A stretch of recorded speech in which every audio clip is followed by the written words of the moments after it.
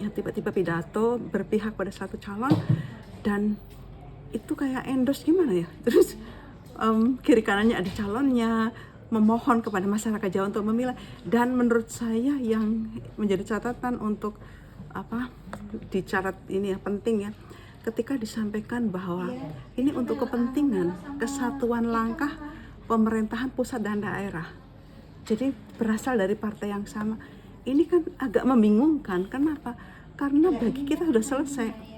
Ketika kita sudah sepakat dengan desentralisasi dalam negara kesatuan, itu artinya ya daerah itu adalah bagian NKRI. Dan ada undang-undang yang dengan ketat mengatur apa yang bisa dikerjakan oleh kepala daerah, baik itu provinsi, kabupaten, kota, dan bahkan gubernur.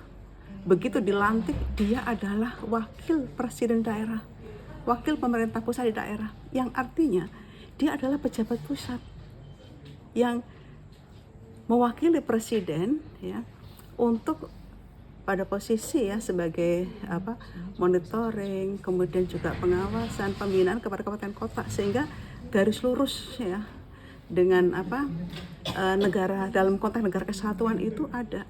Jadi nggak ada persoalan seandainya pemenang pilkada itu diusul oleh partai yang berbeda dengan yang mengusung atau yang pengusul presiden, nggak ada masalah gitu.